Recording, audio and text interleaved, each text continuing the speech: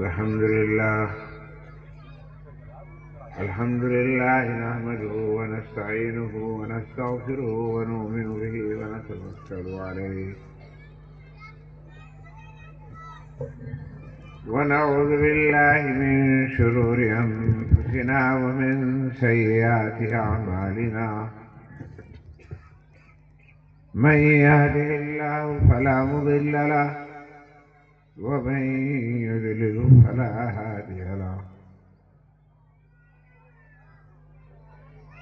ونشهد أن لا إله إلا الله وحده لا شريك له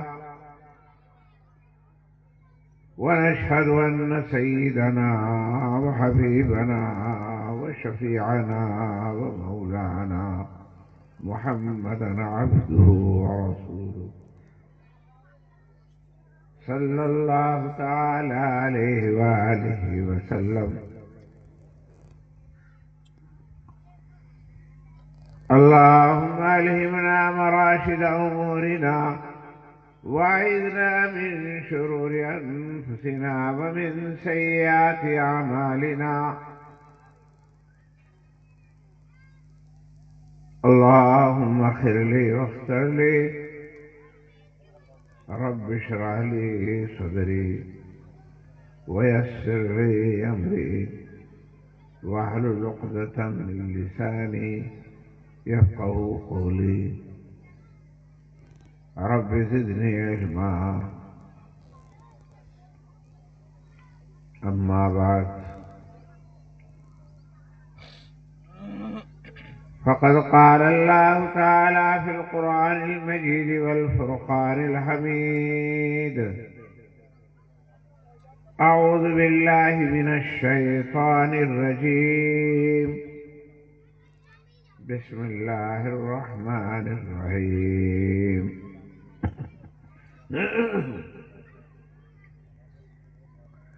يا أيها الإنسان ما غرك بربك الكريم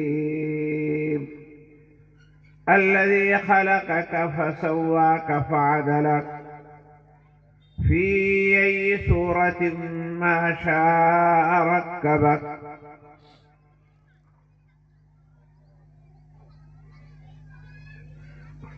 وقال الله تعالى: ومن أحسن قولا ممن دعا إلى الله وعمل صالحا وقال إنني من المسلمين.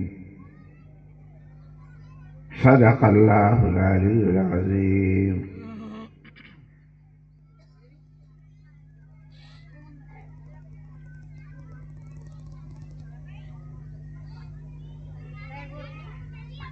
وقال الله تعالى: هل جزاء الإحسان إلا الإحسان.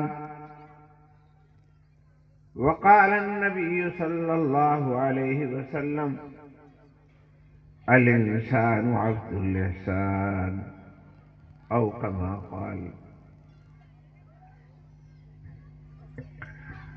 میرے محترم بزرگوں اور دوستوں،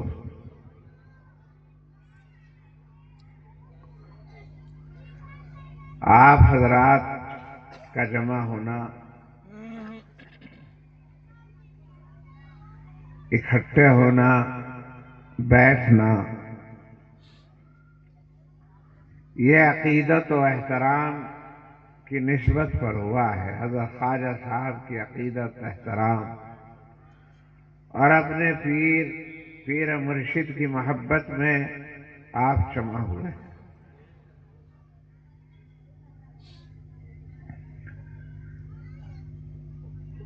یہ حضرت خواجہ صاحب رحمۃ اللہ علیہ کا یوم وصال ہے. خواجہ صاحب کی کیا حیثیت، کیا مقام ہے، اس کو صحیح طور پر تو اللہ ہی جانتا ہے. رہی یہ بات کہ اپنی اپنی فہم و فراست اور اپنی علم کے اعتبار سے جو کچھ پہچانا جاتا ہے جانا جاتا ہے وہ بہت دنوں سے بیان بھی کیا جا رہا ہے. ہم نے تو بہت ہلے مچایا. میرے خیال سے 30 سال ہو گئے جب سے سلسلہ شروع ہوا، اور پہلے ہی دن سے برادر اکبر اس کا دیکھو حضرت بھائی جان صاحب رحمت اللہ علیہ کی طرف سے یہ خدمت مجھے ہی سپرد کی گئی تھی کہ تمہیں جو کچھ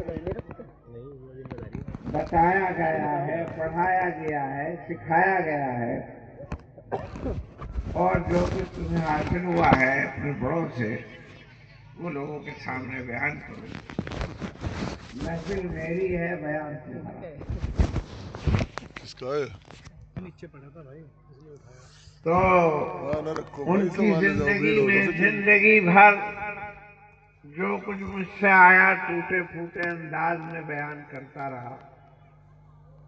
آپ میں سے بہت بڑی تعداد میں لوگ ان کی زندگی میں بھی حاضر رہے اور الحمدللہ آج بھی حاضر ہیں. انہیں وہ لوگ سنتے سناتے آ رہے ہیں. میں بھی اپنے رب کا، اپنے بڑوں کا یہ قرض سمجھتا ہوں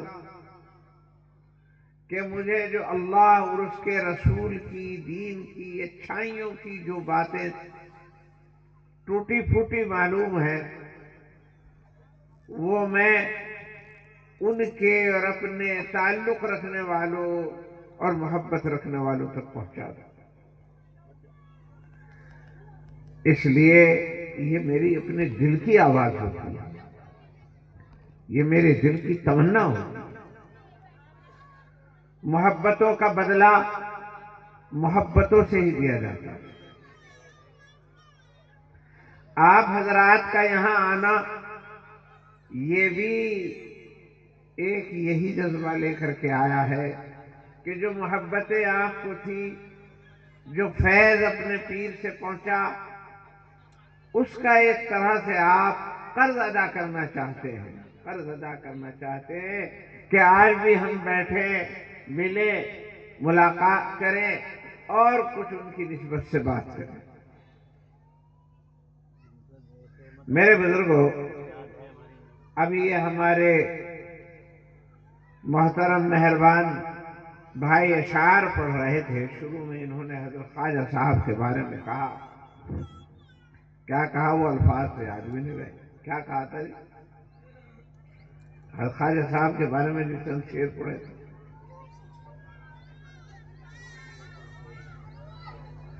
قلب میں جذبہ ایمان کہاں سے آتا؟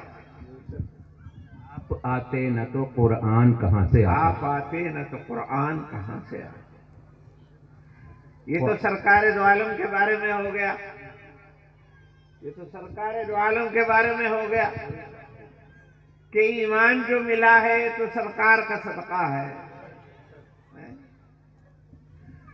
اور اللہ رب العزت نے جب بھی اپنا کلام بھیجا تو اسے سمجھانے والا اور دلوں میں اتارنے والا بھی ساتھ بھیجا. تورات بھیجی تو موسیٰ کو بھیجا، انجیل بھیجی تو عیسیٰ کو بھیجا، زبور شریف اتری تو حضرت داؤد کو بھیجا، اور قرآن شریف اترا تو سرکار دو عالم کو بھیجا. اور پھر آگے کیا کہا؟ خواجہ ہند کا احسان ہے ہم پر یارو، ورنہ بھارت میں مسلمان کہاں سے؟ ورنہ خواجہ ہند کا احسان ہے ہم پہ لوگوں، ورنہ بھارت میں مسلمان کہاں سے آتا. سوال یہ ہے کہ آپ کیوں یاد منا رہے ہیں؟ کیوں یاد منا؟ سوال یہ ہے کیوں اپنا خراج عقیدت آج بھی پیش کر رہے ہیں 1000 سال بعد؟ حقیقت میں یہ ہے کہ الانسان و عبد الاحسان، انسان تو احسان کا بندہ ہے، احسان کا غلام ہے. اگر کسی کا کوئی احسان نہ ہو تو اسے کوئی یاد نہیں کرتا. کسی سے نفع پہنچتا ہے تو اسے یاد کیا جاتا ہے. یہ تو مطلب کی دنیا ہے. مطلب چاہے وہ دنیا کا ہو یا مطلب وہ چاہے دین کا ہے تو بات احسان کی. بات یہ ہے کہ آدمی کو ضرورت پڑتی ہے دنیا داری میں کسی مقدمے کو حل کرنے کی، مشورہ لینے کی، وکیل کے پاس جاتا اور 100 طرح سے خوشامد کرتا. کسی اور معاملے کو حل کرنے کی نیتا کے پاس جاتا، بیماری میں ڈاکٹر کے پاس جاتا، کوئی اور اسٹرکچر کا کام کرانا انجینئر کے پاس جاتا. تو میرے بزرگوں، اور روح کو اگر ٹھکانے لگانا ہو اور روح کی اگر مرمت کرانی ہو، ایمان کو اگر درست کرانا ہو تو ایمان والے، اللہ والے اور اولیاء اللہ کے پاس جانا ہوتا. تو بس بات یہ ہے کہ صاحب اس نے احسان کیا تھا، اس نے ہمارا علاج کیا تھا، اس نے احسان کیا تھا، اس نے ہمارا مقدمہ حل کر دیا تھا، اس نے احسان کیا تھا، اس نے ہمارا مکان بنا دیا تھا. تو یہ تو ہو گئے دنیا کے احسان جو دیکھ رہے ہیں. بہرحال سرکار حضرت خواجہ صاحب کا کون سا احسان ہے جس کی بنیاد پر ہم انہیں یاد کریں یا ان کی عقیدت کریں؟ اس کو کہا گیا خواجہ ہند کا احسان ہے ہم پر لوگوں، ورنہ بھارت میں مسلمان کہاں سے آتا. حضرت شیخ الحدیث مولانا زکریا قدس سرہ العزیز، ہمارے پیر و مرشد آقا، ان کی ایک کتاب ہے تاریخ مشائخ چشت. اس کے اندر وہ حضرت خواجہ صاحب رحمت اللہ علیہ کا ذکر کرتے ہوئے لکھتے ہیں کہ ان کے ہاتھ پر 90 لاکھ آدمی مسلمان ہوئے. خواجہ صاحب کی وہ جو ہے حضرت شیخ حضرت مولانا زکریا قدس سرہ العزیز کی کتاب ہے مشائخ چشت. اس کے اندر یہ لکھا ہے دیکھ کہ حضرت خواجہ صاحب کے ہاتھ پر 90 لاکھ آدمی مسلمان. اب آپ سمجھ سکتے ہیں کہ ہماری نسلوں کے تانے بانے جہاں تک پہنچتے ہیں، ان کو اگر تانا بانا ملایا جائے تو یا تو خواجہ صاحب یا خواجہ صاحب کے خلفاء اور ان کا جو ایک جال تھا بچھا ہوا خواجہ صاحب ہے، خواجہ قطب الدین بختیار کاکی ہیں، بابا فرید گنج شکر ہے، حضرت نظام الدین اولیاء ہیں، علاء الدین علی احمد، اور پھر پتہ نہیں کتنے بزرگان اور کتنے سلسلہ وہ پھیلتا چلا گیا ہے. یہ سارا کا سارا جو نظر آ رہا ہے یہ سب انہی کا تو صدقہ ہے. آخر ایمان کہاں سے آیا؟ کہاں سے اتنے سارے مسلمان ہو گئے؟ رہا بات یہ کہ کسی وہ جو بادشاہ لوگ تھے انہوں نے کیا ہوگا، انہوں نے مسلمان بنائے ہوں گے. بالکل جھوٹی بات ہے. بعض لوگ کہتے ہیں کہ زبردستی کر لیا گیا. زبردستی کہاں کیا؟ اکبر نے تو جو مسلمان تھے انہیں بھی اسلام سے پھیرنے کی کوشش کی، ایک نیا دین چلا دیا. سب سے بڑا بادشاہ اکبر بادشاہ، اور وہ جو اکبر بادشاہ ہے اور سب سے زیادہ ذی حشمت اور ذی وجاہت مانا گیا، تو وہ بادشاہ نے اپنا ایک علیحدہ دین چلایا تھا. اس کا نام دین الہی تھا. اس کا کلمہ بھی الگ تھا، لا الہ الا اللہ اکبر ذل اللہ.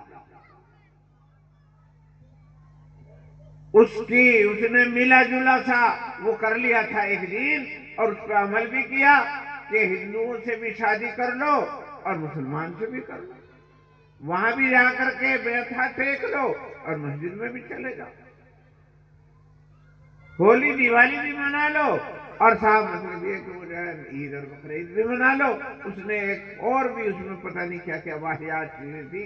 تو تو انہوں نے تو دین سے اور بگاڑنے کی تو کوشش کی تھی، دین کو پھیلانے کی کوئی کوشش نہیں کی تھی، تو پھر یہ مسلمان کیسے ہوئے؟ یا تو اگر یہ جو کہہ رہے ہیں کہ صاحب یہ جو اتنے دنوں مسلمانوں کی یہاں حکومت رہی اس کے دباؤ میں لوگ جو ہیں وہ مسلمان ہو گئے، یہ بالکل غلط بات ہے۔ ان کے دباؤ میں اگر مسلمان ہوتے اور اگر انہیں اسلام کی فکر ہوتی تو پھر ہندوستان کے اندر مسلمان ہی مسلمان ہوتے،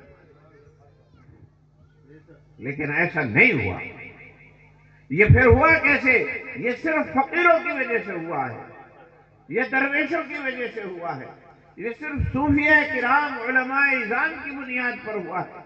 انہوں نے محبت کا جام پھیلایا، انہوں نے یہاں اصل محبت کا جام پھیلایا، لوگوں کو محبتیں دی، جو لوگ کچلے ہوئے تھے انہیں سینے سے لگایا، جنہیں روٹی نہیں ملتی تھی ان کے لنگر خانوں میں انہیں کھانے ملے، بادشاہ لوگ اپنی مجبوری کی وجہ سے ان کے ہاں نذرانے پیش کرتے تھے جو مالدار تھے، نواب تھے، اور یہ اس مال کو نظر میں بھی نہیں لاتے تھے اور لوگوں کو لٹاتے تھے۔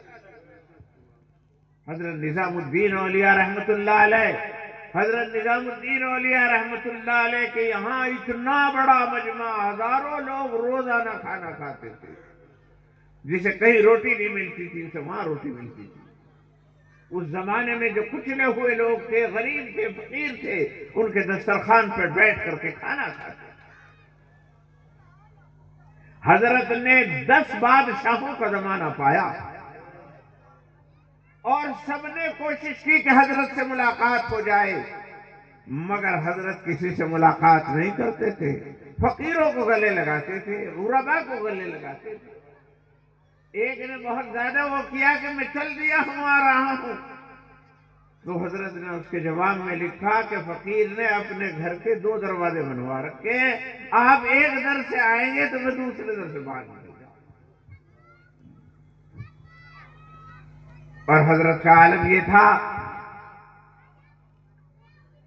کہ ایک دفعہ حضرت کی محفل تھی، بادشاہ کی طرف سے بہت بڑا ہدیہ، ایک تشت میں سونے چاندی کے سکے جو اس زمانے میں چلتے تھے، اشرفیاں، درہم و دنانیر، وہ پیش ہوئے۔ اب بزرگوں کی جو محفل ہوتی ہے اس میں سارے ہی مخلص بھی نہیں ہوتے، ان کے یہاں بھی یہ تو دنیا کا وہ مطلب یہ کہ دستور ہے، کچھ لوگ اخلاص کے متمنی ہوتے ہیں، اخلاص سے آتے ہیں، حقیقت کے چاہنے والے ہوتے ہیں، اور کچھ بس وہاں بھی دنیا والے چلے جاتے ہیں، دنیا کی تلاش میں آتے ہیں۔ تو صاحب وہ جو ہے جب وہ پیش ہوا تو ایک ایسا ہی بیٹھا ہوا تھا، اور وہ جو پاس رہے وہ رگ بھی جان جا کہ ان کی رگ کاہے سے دبے، کسی کی رگ دبے اس سے کہ لیلا کا نام لے دو، کسی کی رگ دبے اس سے کہ اللہ کا نام لے دو، کسی کی رگ دبے رسول اللہ کا نام لے دو۔ تو اس نے بھی سیکھ رکھا تھا۔ تو جب وہ آیا وہ تھال آیا جس میں بہت رقم تھی، اب یہ تو اس کی تو اسی پہ نیت رہتی تھی، یہ سوچ رہا تھا کسی طرح ملے، اور حضرت کے یہاں تو یہ تھا کہ جو آتا تھا وہ سب لنگر میں لگ جایا کرتا تھا۔ تو حضور کی ایک حدیث ہے، الہدایا مشترک، الہدایا مشترک، کہ جب ہدیہ آوے، تحفہ آوے، تو وہ جتنے لوگ حاضرین ہیں ان کا سب کا اس میں حصہ ہوتا ہے، انہیں بھی دے دو تھوڑا تھوڑا۔ اب یہ حدیث جو ہے کھانے پینے کی چیزوں سے متعلق ہے، مثلا یہ کہ بھائی بیٹھے ہیں حضرت اور کہیں سے کیلے آئے تو سب کا دل ادھر کو لگ جا بھی تھوڑا تھوڑا سا انہیں بھی دے دو، کھجور آئی تھوڑی تھوڑی سی انہیں بھی دے دو۔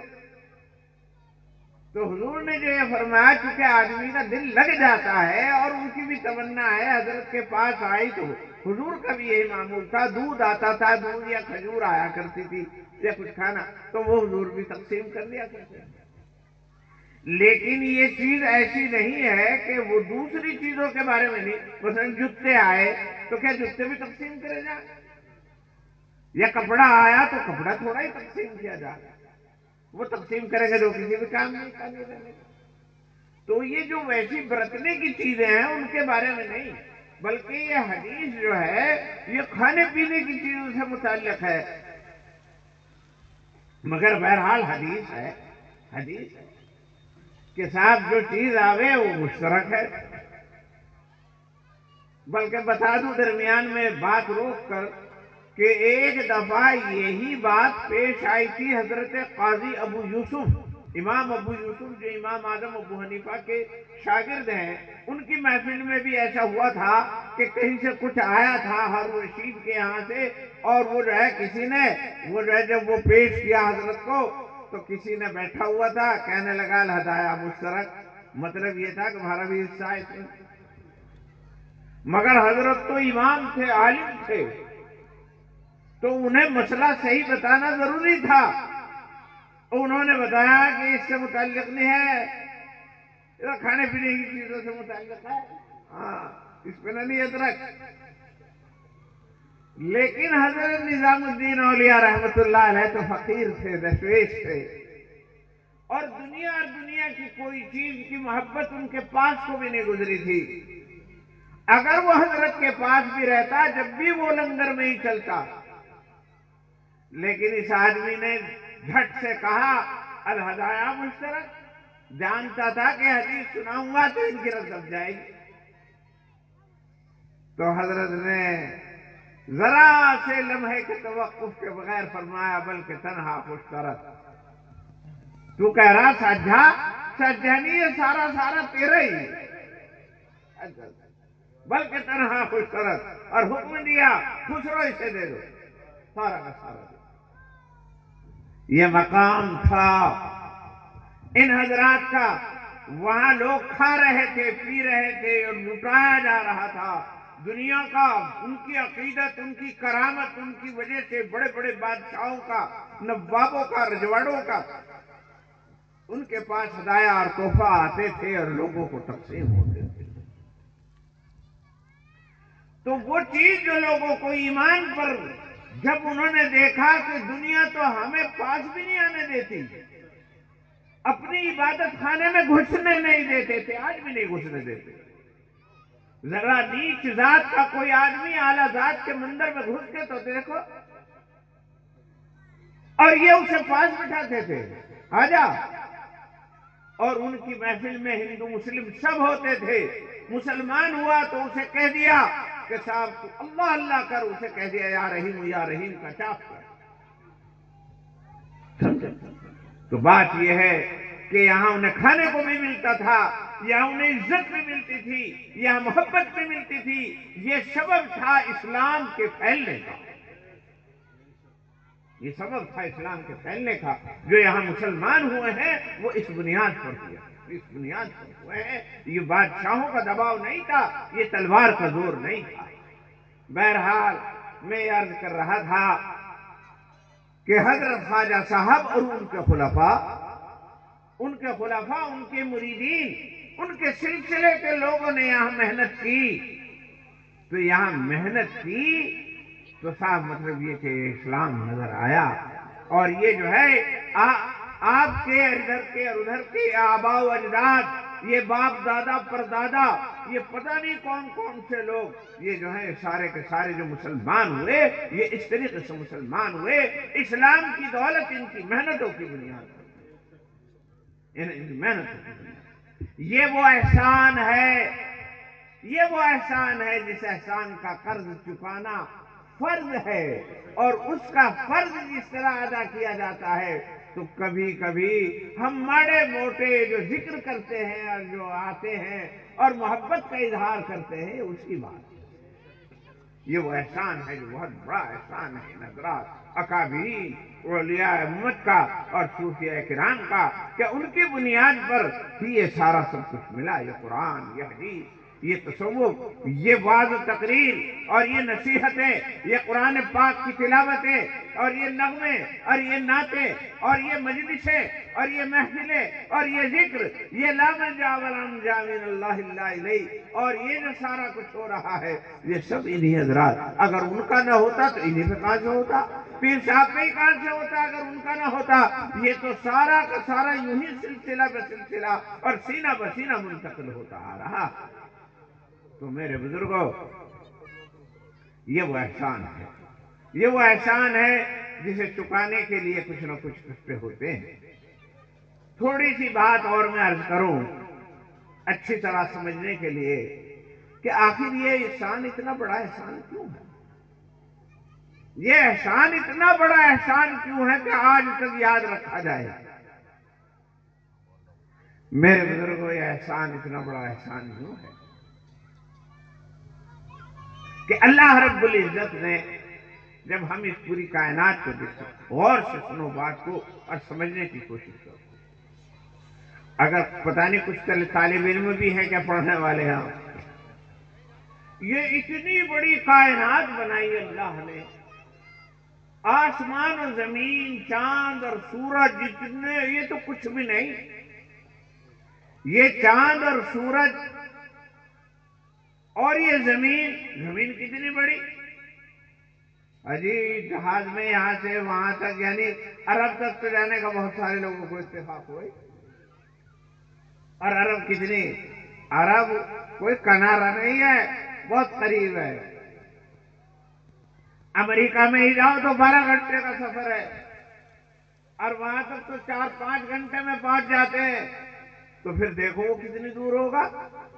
اور امریکہ کو بھی یوں نہ سمجھو کہ وہ دنیا کا آخری کنارہ ہے، تو کتنی بڑی دنیا ہے۔ اور یہ زمین کی حیثیت سورج کے مقابلے میں بالکل کچھ نہیں، بہت چھوٹی سی۔ مریخ، مشتری، زہر، وہ جو ہے، جو اتنے بڑے بڑے مطلب کے سیارے ہیں، اور یہ سارے سیارے مل کر کائنات میں کچھ حیثیت نہیں رکھتے۔ پھر یہ سارا سولر سسٹم ایک نظام کہکشانی کے ارد گرد، جسے ملکی وے کہتے ہیں، اس کے ارد گرد جو ہے چکر لگاتا ہے۔ اور جو سائنسداں لوگ کہتے ہیں کہ ہزاروں لاکھوں سورج ہیں، اور سورجوں کے ماتحت پتہ نہیں کتنے ستارے ہیں۔ اور پھر یہ بھی اب آگے بتایا جا رہا ہے کہ ایک اس کے اندر ہزاروں سورج ہیں، اور پھر ہزاروں کہکشائیں ہیں، اور ہزاروں کہکشائیں بھی گردش میں ہیں۔ اب جدید تحقیق تو یہ ہے کہ ایک بلیک ہول ہے، اور بلیک ہول کے ارد گرد جو ہے چکر کاٹ رہے ہیں۔ لیکن یہ بڑی تعجب کی بات ہوگی، چلو سن تو لے ہی لیں، سمجھ میں آئے یا نہ آئے، عقل میں تو پڑھے لکھوں کے بھی بہت دیر میں آتی ہے، بہت دنوں تو یہ انجینئرنگ پڑھتے ہیں، جب جا کر کے سمجھ میں آتی ہے، اس میں پڑھتے ہیں فلکیات کا علم، تو ویسے کہاں آ جائے گی بیچاروں کے۔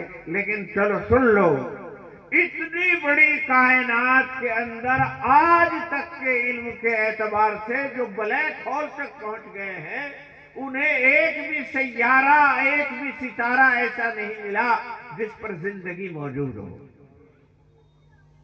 کسی پہ زندگی ہی نہیں، حیات ہی نہیں، لائف نہیں ہے، زندگی نہیں، صرف زمین پر۔ اتنی بڑی کائنات، اور اس کائنات میں کہیں کوئی جاندار نہیں علاوہ زمین کے، زمین پر جاندار۔ اور جو یہ زمین پر جاندار ہے، تو ایک تو یہ دیکھو کہ ساری کائنات میں انوکھی چیز ہے زمین، زمین۔ اور اس زمین کے اندر بھی جتنی ہزاروں کروڑوں مخلوقات ہیں، ان مخلوقات میں جیسی مخلوق انسان ہے، ایسی کوئی دوسری مخلوق نہیں۔ تمام مخلوقات میں جیسی مخلوق انسان ہے، ایسی کوئی مخلوق نہیں۔ بڑی سے بڑی بھی ہے ہاتھی، لیکن یہ 5 فٹ کا آدمی اس کے سر پہ چڑھ کے بیٹھتا ہے. اونٹ ہے نکیل پہنا دیتا ہے. وہ جھوٹا اگر تھوتڑی مار دے تو پسلی ٹوٹ جائے, اس کے ناک میں نکیل ڈال دیتا ہے. بڑے بڑے پہاڑ ہیں انہیں ڈائنامائٹ کر دیتا ہے. دریاؤں کا رخ موڑ دیتا ہے. زمین کا جگر چاک کر دیتا ہے. چھید کر کے اسے زمین کے اندر سے پانی نکال دیتا ہے.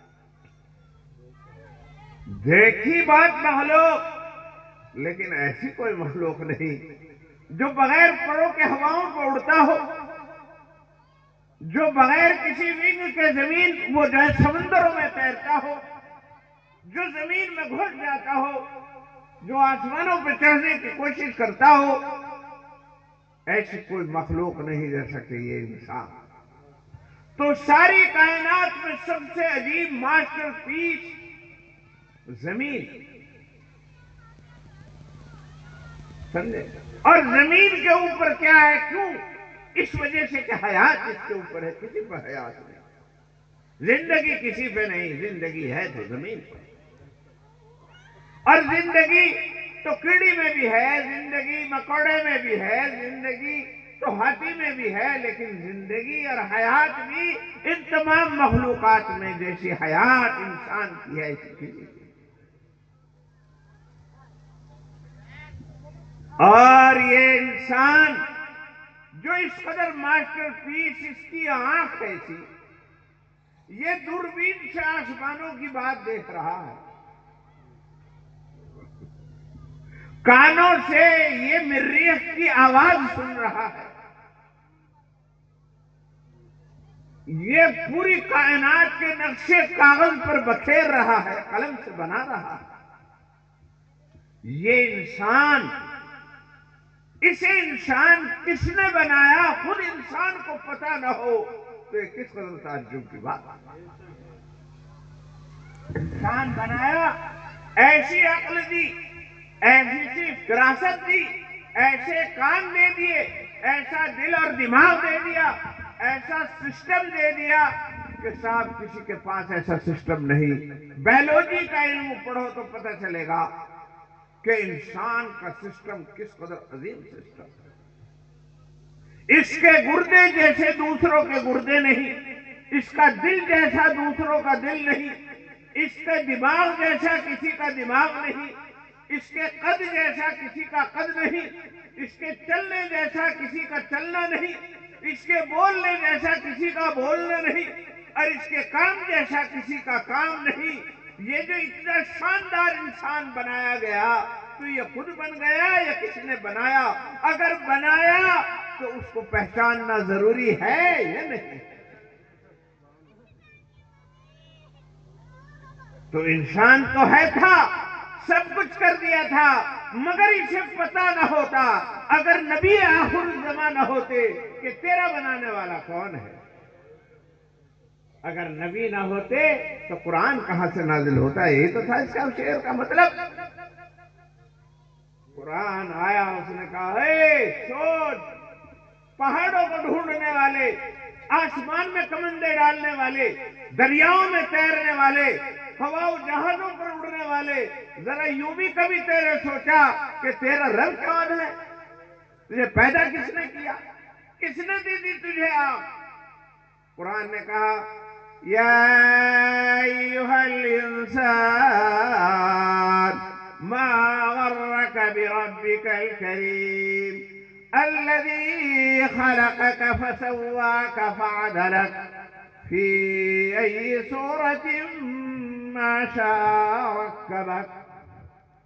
اے انسان, آنکھ کھول, کان کھول, دل اور دماغ کے دریچوں کو وا کر لے اور ذرا پہچان تو کہ تو اپنے رب کو ہی بھول گیا, جس نے تجھے پیدا کیا, جس نے صورت دی, جس نے عقل دی, جس نے تجھے فہم و فراست عطا کی, اس خدا ہی کو تو بھول گیا. اس خدا کو بھولنے کا کیا وجہ ہو سکتی ہے؟ کون سی چیز ہے جس کی وجہ سے تو اسے بھول گیا؟ ما غرک بربک الکریم, تو اپنے پروردگار کو کیسے بھول گیا؟ کس نے تجھے دھوکے میں ڈال دیا؟ اور کس کی وجہ سے تو اس خدا ہی کو بھول گیا جس نے تجھے بادشاہ بنایا، جس نے تجھے کائنات کے اندر سب سے ماسٹر پیس بنایا،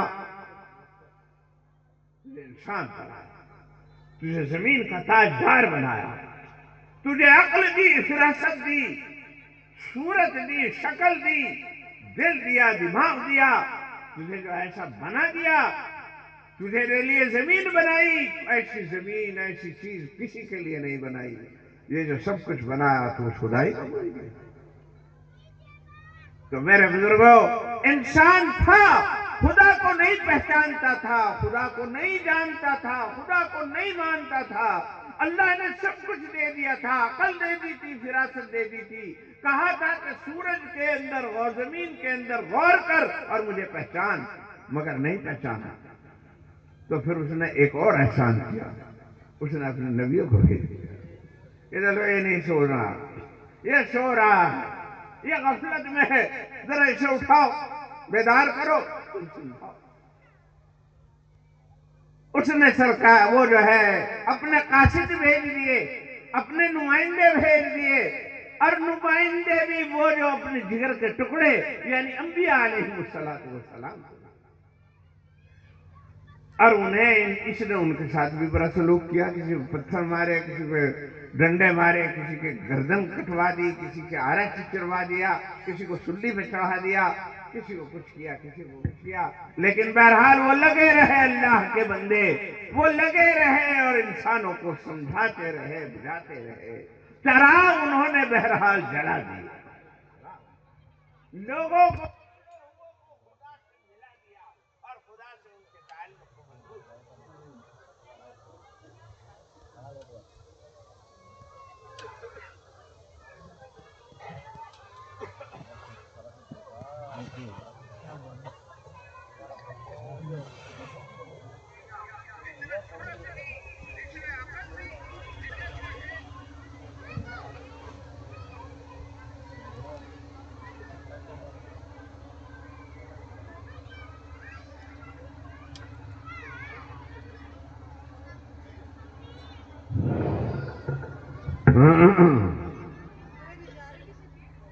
تو جس نے بھولا ہوا سبق یاد دلایا، جسے ہم بھول چکے تھے، جسے ہم پہچان نہیں رہے تھے، جس نے ہم پر احسان کیا تھا اسے ہم نہیں جان رہے تھے، تو جنہوں نے آ کر کے وہ یاد دلایا ان کا بھی کتنا بڑا احسان ہے۔ وہ احسان ہے انبیاء علیہ السلام کا اور سرکار دو عالم علی نبینا علیہ السلام کا۔ انہوں نے ہمیں جگایا، انہوں نے ہمیں اٹھایا، اور اٹھا کر کے پھر انہوں نے خدا سے ہمیں ملنا چاہا۔ جب حضور نہ تھے، انبیاء نہ تھے، تو انسان کا سر خدا ہی کے سامنے نہیں جھکا ہوا تھا اور سب کے سامنے جھکا ہوا، پتھروں کے سامنے جھکا ہوا، گوبر کے سامنے جھکا ہوا، دریاؤں کے سامنے جھکا ہوا، درختوں کے سامنے جھکا ہوا، جانوروں کے سامنے جھکا ہوا، سانپ کے سامنے جھکا ہوا اور شیر کے سامنے جھکا ہوا۔ ہر کو مان رہا تھا اور نہیں مان رہا تھا تو اس کو نہیں مانتا۔ تو کتنا احسان ہے اس ذات کا، کس قدر احسان ہے اس کا، جس نے ہمیں ہماری آنکھیں کھولی، ہمیں بتایا تمہارا رب وہ ہے جس نے آسمان بنایا، جس نے زمین بنائی، جس نے تمہیں ماں کے پیٹ میں پیدا کیا، اور پیدا بھی اس طرح کیا کہ کسی کا سایہ نہیں، ایک نہیں تین پردوں میں پیدا کیا، تجھے آنکھ دی، کان دی، دل اور دماغ دیے۔ بتا اگر تو کہے تو تجھے اتنا شاندار دماغ دینے والا کون ہے؟ کیا یہ سانپ ہے؟ یہ سانپ نے اپنے لیے کیوں نہیں رکھا؟ کیا یہ گائے ہے یا کیا یہ وہ جو ہے دریا ہے، یہ پہاڑ ہے؟ ان پہاڑوں کو تو کسی طرح سی دیر میں مٹا دیتا ہے اور خراب کر دیتا ہے، یہ تیرے خدا کیسے ہو سکتے ہیں؟ تو ان کا خدا ہو یہ تو کچھ لگ سکتا ہے، لیکن یہ تیرے خدا کیسے ہو سکتے ہیں؟ اتنا ہم گر چکے تھے کہ ہمیں یہی پتا نہیں تھا کہ ہمارا یہ معزز اور عزت والا سر کس کے سامنے جھکنا چاہیے، کس کے سامنے نہ جھکنا چاہیے۔ یہ احسان ہے انبیاء علیہ السلام کا اور جناب رسول اللہ صلی اللہ علیہ وسلم۔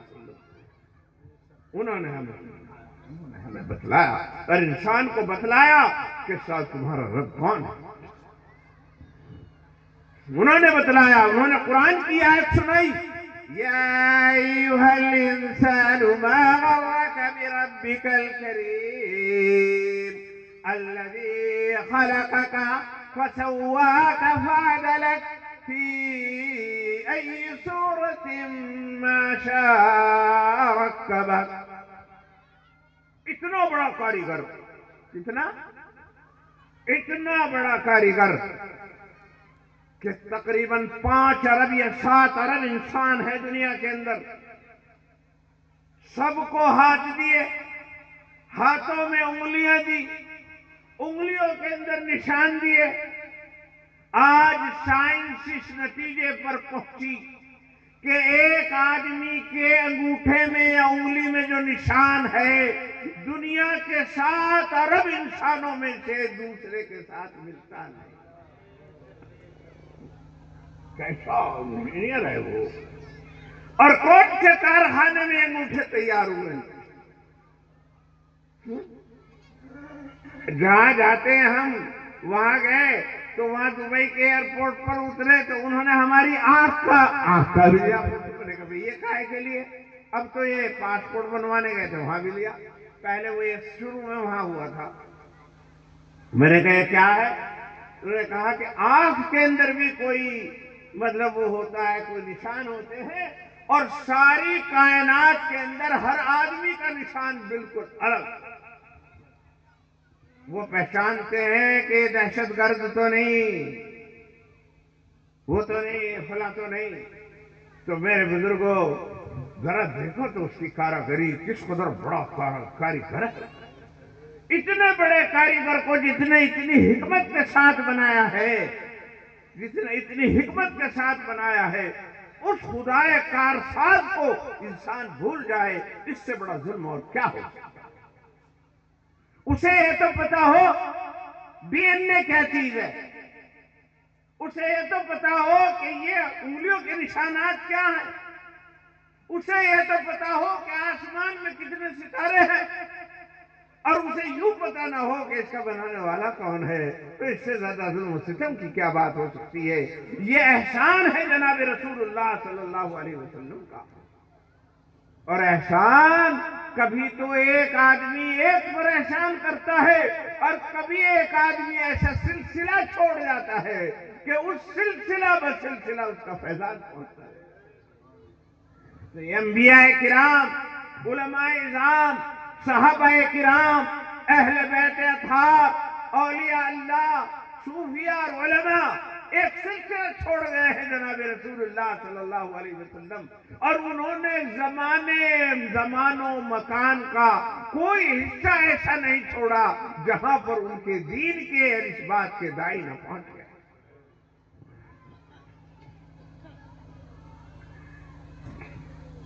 پہاڑوں کی چوٹیوں پر کشمیر جانا ہوا تو دیکھا پہاڑ اور 2-4 گھر پہاڑوں کی چوٹیوں پر. مسلمان کیسے آیا ہوگا یہاں اسلام؟ کون ہوگا جنہوں نے انہیں دعوت دی ہوگی؟ میرے بزرگوں بس بات یہ ہے، دنیا کو کوئی خطہ ایسا نہیں جہاں اسلام نہ ہو، اللہ کا نام لینے والا نہ ہو، اللہ کا پہچاننے والے نہ ہو. تو یہ سلسلہ کہاں سے آیا؟ یہ سرکار دو عالم کا سلسلہ تھا جو بزرگان دین اولیاء اللہ کے ذریعے سے ساری دنیا میں پھیلا، اور اسی کا ایک بڑا سلسلہ یہ ہندوستان بھی پوری دنیا کی دنیا ہے. اس کے اندر سب سے پہلے دین کی دعوت دینے والے بزرگان دین میں جن کی برکت سے زیادہ دین پھیلا، اور بھی کدکا رہے ہوں گے، لیکن جن کی وجہ سے زیادہ دین پھیلا، جس کا میں نے تذکرہ کیا کہ 90 لاکھ آدمی جس کے ہاتھ پر مشرف اسلام ہوئے، ان میں سے ایک حضرت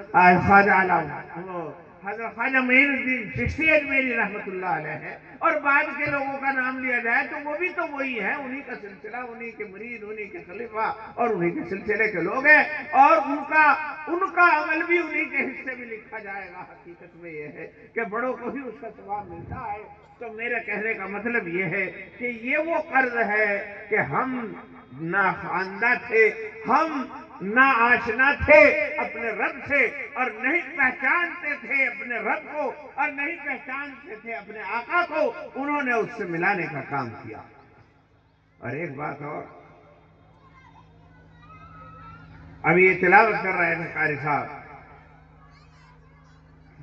یہ کہا جا رہا تھا وَمَنْ أَحْسَنُ قَوْلًا مِّمَّنْ دَعَا إِلَى اللَّهِ وَعَمِلَ صَالِحًا وَقَالَ إِنَّنِي مِنَ الْمُسْلِمِينَ۔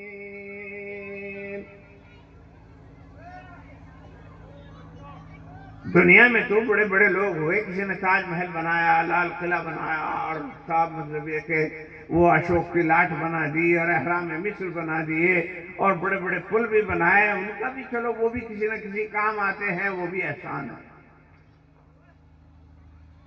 لیکن احسان تو وہ ہے جسے رب بھی یوں کہے کہ احسان تو وہ ہے،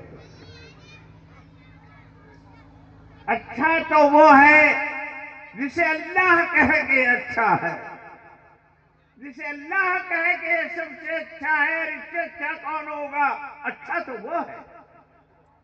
اس آیت کے اندر اللہ ارشاد فرماتے ہیں وَمَنْ أَحْسَنُ قَوْلًا مِّمَّنْ دَعَا إِلَى اللَّهِ، اس سے اچھا کون ہو سکتا ہے، یا اس کی بات سے اچھی بات کس کی ہو سکتی ہے جو اللہ کی طرف بلائے؟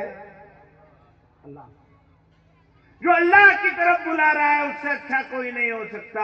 سب سے اچھا وہ ہے جو اللہ کی طرف بلائے۔ کیوں؟ اس لیے کہ سب سے زیادہ ضرورت ہمیں اسی بات کی تھی کہ ہم اپنے رب کو پہچانیں، تو سب سے بڑی جو ضرورت تھی، اس ضرورت کو پورا کرنے کے لیے یہی حضرات ہیں جو داعی اللہ ہیں، جو داعی اللہ۔ ارے ایک بات اور بتاؤں یار، ذہن میں آ گئی، بزرگان دین سے بہت سارے فائدے ہو جاتے ہیں۔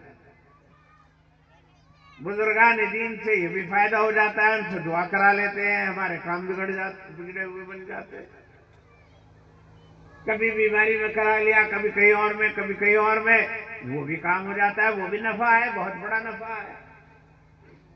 کسی کا اولاد نہیں، اولاد بھی ہو گئی، بعضوں کے کاروبار نہیں، اللہ نے کاروبار میں برکت کر دی، یہ بھی نفع ہے۔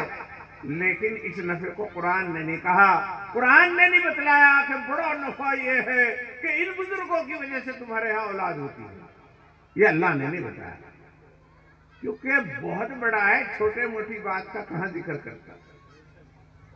جس کے خزانے روزانہ جلتے ہوں، وہ یوں میں نے تجھے 5 روپے کی جو ہے وہ مونگ پھلی دی کھلائی تھی، اس کا کیا ذکر کرتا؟ وہ کیا کرے گا اس کا؟ ہاں جی، ہم نے تجھے روٹی کھلائی تھی ایک دن، تو صاحب اللہ کہہ رہے ہیں کہ احسان جو ہے اور سب سے اچھا جو ہے، یہ اللہ والے جو اچھے ہیں، یہ اس وجہ سے ہے کہ میری طرف بلاتے ہیں۔ وَمَنْ أَحْسَنُ قَوْلًا مِّمَّنْ دَعَا إِلَى اللَّهِ، اس سے اچھا کون ہو سکتا ہے جو اللہ کی طرف بلاتا ہے؟ جو اللہ کی طرف بلاتا ہے وہ سب سے اچھا ہے، اس کی بات سب سے اچھی ہے، اس کا عمل سب سے اچھا۔ وَعَمِلَ صَالِحًا، اور عمل جب کرتا ہے تو کوئی بھی برا کام نہیں کرتا۔ وَقَالَ إِنَّنِي مِنَ الْمُسْلِمِينَ، اور زبان سے یہی نعرہ بلند کرتا ہے کہ میں مسلمان ہوں، میں فرما بردار ہوں، اطاعت گزار ہوں، میرا کام اطاعت کرنا ہے، فرما برداری کرنا ہے اللہ کی، نافرمانی نہیں کرنا۔ جب وہ کہتا ہے نماز پڑھو تو میں نماز پڑھتا ہوں، جب کہتا ہے روزے رکھو تو روزے رکھتا ہوں، جب کہتا ہے زکوٰۃ دو تو زکوٰۃ دیتا ہوں، جب کہتا ہے ماں باپ کی خدمت کرو تو تیار رہتا ہوں، جب اللہ کہتا ہے پڑوسیوں کا خیال کرو تو پڑوسیوں کا خیال کرتا ہوں، جب اللہ کہتا ہے راستوں کو صاف کرو تو راستوں کے لیے تیار ہو جاتا ہوں، جب کہتا ہے یتیم کے سر پر ہاتھ رکھو تو اسے اس کے لیے تیار ہو جاتا ہوں، جب وہ کہتا ہے بیواؤں کی خبر گیری کرو، غریبوں کے ساتھ حسن سلوک کرو تو میں اس کے لیے تیار رہتا ہوں، کیونکہ میں مسلمان ہوں اور مسلمان کا کام ہے فرما برداری، میں فرما بردار۔ وَقَالَ إِنَّنِي مِنَ الْمُسْلِمِينَ، اور یوں کہتا ہے کہ میں تو فرما برداروں میں سے ہوں، میں تو اطاعت گزاروں میں سے ہوں۔ تو بھائی بات دراصل یہ ہے، یہاں سے بات شروع ہوئی تھی کہ ان کا احسان کیا ہے۔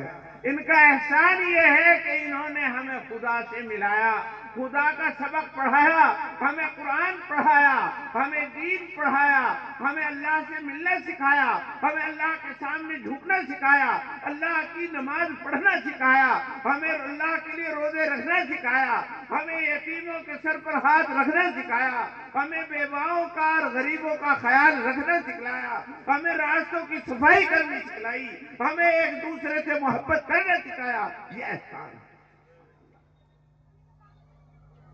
تو میرے بزرگوں، خواجہ صاحب کو یوں ہی نہیں مانتے، پیر صاحب کو یوں ہی نہیں مانا جاتا، اس وجہ سے مانا جاتا ہے کہ کچھ فائدہ پہنچا، اور فائدے تو یہ بھی پہنچے کہ کئی مرتبہ ان کی محفل میں چائے پینے کو ملی، کتنی مرتبہ ان کے لنگر میں کھانا کھایا،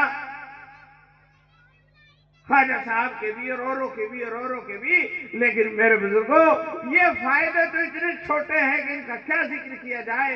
اصل تو یہ ہے کہ ایمان کی حرارت ملی، اللہ اور اس کے رسول کی محبت ملی، اللہ کے اوپر ایمان لائے، ان کے ہاتھ پر توبہ کی، شرک سے، کفر سے، بدعت سے، اور نماز چھوڑنے سے، اور مطلب یہ کہ دوسروں کا مال ناحق کھانے سے، بہتان باندھنے سے، کسی کے اوپر مطلب یہ کہ وہ جو ظلم کرنے سے، اس سے ہم نے توبہ کی، ان کے ہاتھ پر اللہ کا نام لیا اور اللہ کا نام پڑھا۔ یہ وہ احسان ہے جس احسان کو یاد کیا جائے۔ تو وَمَنْ أَحْسَنُ قَوْلًا مِّمَّنْ دَعَا إِلَى اللَّهِ وَعَمِلَ صَالِحًا وَقَالَ إِنَّنِي مِنَ الْمُسْلِمِينَ۔ تو تاج محل والے نے تاج محل بنا کر کچھ لوگوں کے پیٹ پالنے کا ذریعہ ضرور بنا دیا، اور لال قلعہ بنا کر کچھ لوگوں کی حفاظت کی بات کر دی، لیکن ہمیں خدا سے ملایا ہو اور خدا سے ہمارے تعلق کو مضبوط کیا ہو، جس سے ہماری آخرت بھی بن جائے، دنیا بھی بن جائے اور آخرت بھی بن جائے، اللہ ہم سے راضی ہو جائے اور ہمیں اللہ تبارک و تعالی جنت عطا فرما دے، اور رسول اللہ صلی اللہ علیہ وسلم کی خوشنودی مل جائے، ان کے ہاتھ سے آب کوثر مل جائے، اور وہ جو ہے وہاں کی ہمیشہ ہمیشہ رہنے والی نعمتیں مل جائیں۔ تو یہ چیز جو کی، یہ ان داعین اسلام نے کی، اسلام کی طرف بلانے والوں نے کی، اور یہ ہے وہ حضرت کا زبردست فیض جس کی وجہ سے ہمیں اسے یاد رکھنا چاہیے۔ لیکن بھائی وہ بھی سلسلہ بسلسلہ ہے، جس طرح حضور کا معاملہ سلسلہ بسلسلہ ہے، اسی طریقے سے خواجہ صاحب کا بھی سلسلہ بسلسلہ ہے۔ یہ جو لوگ دین کی طرف بلا رہے ہیں اور اللہ کو یاد دلا رہے ہیں اور اللہ کی نعمتوں کو یاد دلا رہے ہیں، یہ ان کے جانشین ہیں، اور یہ اس کی طرف بلانے والے ہیں، اور یہ ان کے سبق کو پہنچانے والے ہیں۔ اب ایک بات ہو، رسول اللہ صلی اللہ علیہ وسلم کہ پورے زمانے میں محنت کر کے جو پتہ چلتا ہے، تو حجۃ الوداع یعنی آخری جو حج حضور نے کیا، یعنی وہ حج کیا ذی الحجہ میں، اور انتقال ہو گیا 12 ربیع الاول کو، 1-2 مہینہ۔ اس وقت میں جو مسلمانوں کی نے حضور کے ساتھ حج کیا، وہ تقریباً 1,00,000 کے قریب لوگوں کا اندازہ ہے، 1,25,000 کے قریب لوگوں نے حج کیا تھا، کچھ اور رہ گیا ہوں تھوڑے بہت، لیکن حضور کو تو ساری عالم کے لیے بھیجا گیا۔ خود حضور کے زمانے میں بھی ایسے لوگ موجود تھے جنہوں نے حضور کی بات نہیں مانی، بتوں کو پوجتے رہے، اور پھر آج بھی ہیں، 1400 سال ہو گئے، بڑی تعداد ہے۔ تو حضور جس دعوت کو لے کے آئے تھے، اس دعوت کا پورا فیض انہیں نہیں پہنچا، کچھ ذرا برا سا ادھر ادھر سے کھنڈا کھنڈایا پہنچا، وہ الگ بات ہے۔ فیض تو حضور کا انہیں پہنچا جنہوں نے حضور کی بات مانی، اور جتنی مانی اتنا فیض پہنچا. کسی نے تھوڑی مانی، کسی نے اس سے زیادہ مانی، کسی نے اس سے بھی زیادہ مانی، اور کسی نے بہت ہی زیادہ مانی. جیسا جیسی مانی ویسا ویسا اس کا رتبہ بنا، ویسا فیض پہنچا. تو سرکار دو عالم علیہ السلام نے بھی صرف 1,00,000-2,00,000 کو اسلام لانے کے لیے نہیں بلکہ ساری کائنات کے لیے آئے تھے، ساری کائنات کے لیے. اور خواجہ صاحب جس وقت آئے تو کیا 90 لاکھ تھے ہندوستان میں؟ بہت بڑی تعداد ہے. 90 لاکھ آدمیوں کو وضو سکھانا بھی مشکل ہے. 90 لاکھ آدمیوں کو وہ وضو سکھلانا بھی مشکل ہے. اور حضرت کے ساتھ جو آئے تھے صرف 40 آدمی تھے. تو اتنے آدمیوں کو تو موٹی موٹی سی چیز ہے، کلمہ پڑھ لو. اور صاحب مطلب یہ ہے کہ وہ جو ہے دفنانا شروع کر دو، جلانے کے بجائے، پھیروں کے بجائے نکاح کا. اتنا ہی سکھلانا بڑا مشکل تھا. تو لیکن پھر بھی بات یہ کیا 90 لاکھ آدمی تھے. تو فیض پورا خواجہ صاحب کا اسے پہنچا جس نے خواجہ صاحب کی بات پر لبیک کہا اور اسے تسلیم کیا اور اس دین کو اختیار کیا اور اس طریقے پر چلے تو اس کو پورا طریقے سے فیض. تو بس آج ہی بھی یہی بات ہے، چاہے وہ پیر صاحب ہو، ان کے سلسلے میں ان کے جانشین ہیں، وہ انہوں نے جن چیزوں پر آپ سے بیعت لی تھی کہ توبہ کرتا ہوں میں شرک سے، کفر سے، بدعت سے، گمراہی سے، نماز چھوڑنے سے، بہتان باندھنے سے، کسی کے اوپر وہ کسی ظلم کرنے سے، وہ ساری چیزوں کا جو ہم نے مطلب یہ کہ عہد کیا تھا، اگر اس عہد پر پورے اتر رہے ہیں تو پورا فائدہ ہے، اور اگر پورا مطلب یہ کہ اس پر عمل نہیں کر رہے تو پورا فائدہ نہیں. تو فیضان رسول اللہ کا ہو یا فیضان خواجہ صاحب کا ہو یا فیضان پیر مرشد کا ہو یا فیضان کسی اور کا ہو، اگر ان چیزوں پر عمل ہے جو وہ کہتے رہے ہیں تو پورا فائدہ ہے، ورنہ صرف مطلب یہ کہ جو ہے جتنا کم مانیں گے اتنا ہی کم فائدہ ہوگا. اب ہمیں اس محفل کے اندر سب کو غور کرنا ہے کہ ہم شریعت مطہرہ پر، ہم قرآن پر، ہم حضور کی سنتوں پر، حضور کے لائے ہوئے دین پر، خواجہ صاحب کے لائے ہوئے دین پر اور پیر و مرشد کے بتائے ہوئے دین پر کتنا عمل کرتے ہیں. اگر ہم اس پر پورا عمل کرتے ہیں، 5 وقت کی کم از کم نماز پڑھتے ہیں اور رمضان المبارک کے پورے روزے رکھتے ہیں اور زکوٰۃ ادا کرتے ہیں، کسی پر ظلم نہیں کرتے، کسی پر بہتان نہیں باندھتے، کسی کے اوپر جو ہے کسی طرح کا کوئی بہتان نہیں باندھتے، تو پھر سمجھا جائے گا کہ جو عہد کیا تھا اس عہد کو پورا کیا اور اس کا فیضان پوری طریقے سے پہنچا. ورنہ بات تو یہ ہے کہ سورج تو نکلا، طلوع تو ہوا، حضور تو آئے، مگر پھر بھی بعض دفعہ منافق رہ گئے. عبداللہ ابن ابی نے نہیں مانا، ابو بکر بھی دیکھتے رہے، ابو جہل بھی دیکھتا رہا. ابو بکر نے مان لیا تو وہ ابو بکر ہو گئے، صدیق ہو گئے، اور ابو جہل نے نہیں مانا تو وہ کہیں بھی نہ پہنچ. خود حضور کے خاندان کی بات یہ ہے، حضرت جعفر نے مان لیا، وہ حضور کے بھائی تھے، حضور کے چچا زاد بھائی تھے. علی نے مان لیا تو مقام ولایت کو پہنچے، اور ابو لہب نے نہیں مانا تو جہنم رسید ہو گیا. وہ بھی تو چچائی نہیں مانا تو جہنم رسید. تو بھائی بات ایسی ہے، بات ساری جو ہے وہ عمل صالح کی ہے، عمل صالح کی ہے.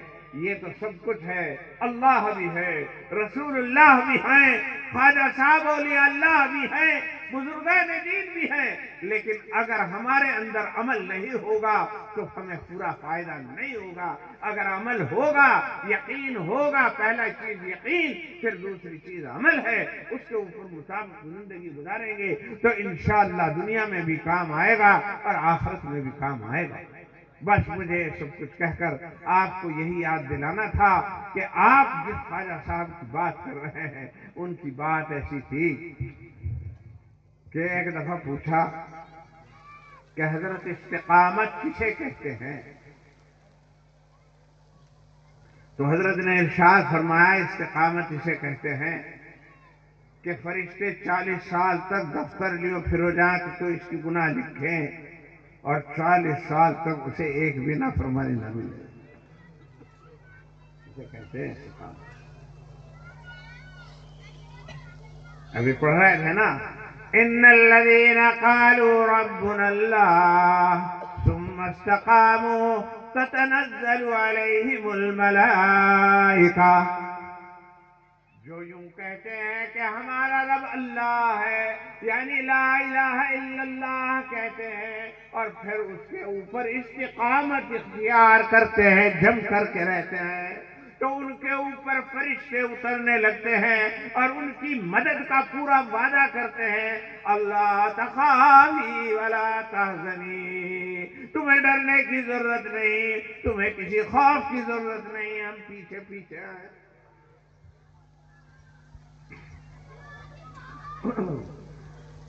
تو بس میرے بزرگوں، میں بہت دیر ہو گئی، میں تھک بھی گیا، اور میں سب دعا کرنی ہے تو تھوڑا وظیفہ اللہ اللہ کرنا ہے. جس اللہ اللہ کی وجہ سے خواجہ صاحب تھے، پیر و مرشد تھے، جس کو ضروری سمجھنا تھا پیر نے جبھی تو شروع کرایا تھا.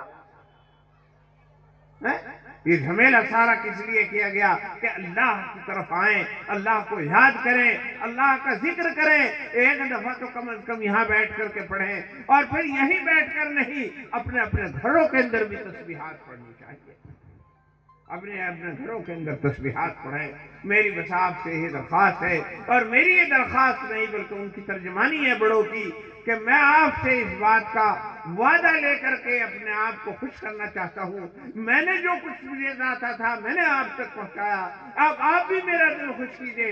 یہاں سے عہد لے کر کے جائیے کہ انشاءاللہ پابندی کے ساتھ نماز پڑھیں گے.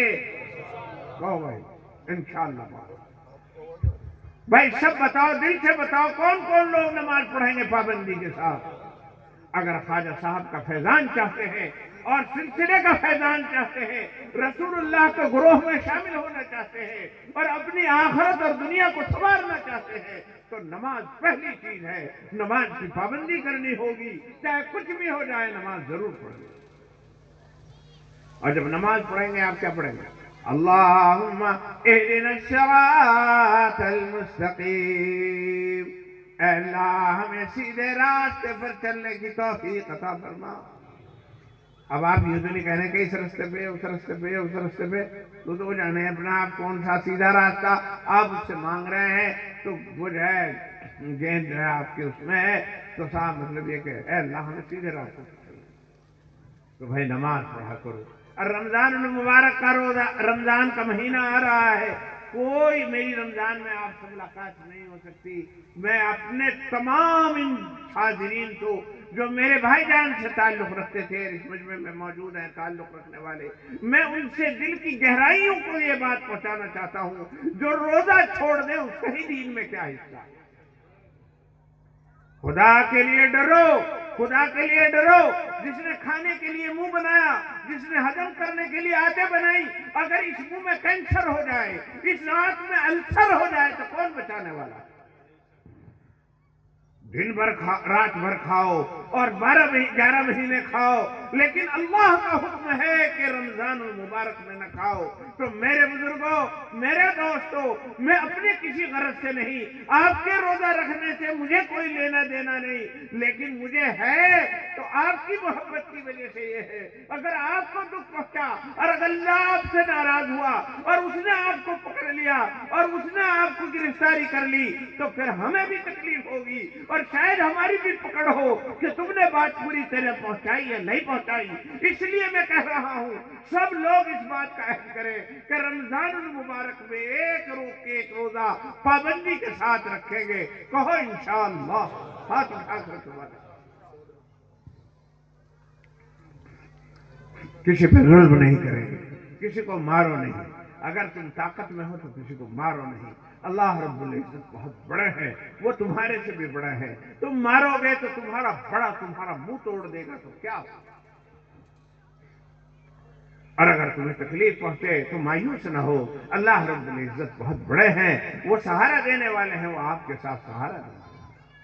میرے بزرگوں، نفرت نہ کرو، کسی سے نفرت نہ کرو، سب سے محبت۔ نفرت کے بارے میں ہمارے بزرگوں نے تو یوں کہا، کافر سے بھی نفرت نہ کرو، کفر سے نفرت کرو، کافر سے نفرت نہ کرو، شرابی سے نفرت نہ کرو، صرف شراب پینے سے، شراب پینا برا ہے یہ کہو، شرابی کو برا نہ کہو، کیا پتا شرابی کو کس وقت میں توبہ کی توفیق ہو جائے اور میرے قدم پتہ نہیں کس وقت میں لڑکھڑا جائیں، کچھ پتہ نہیں۔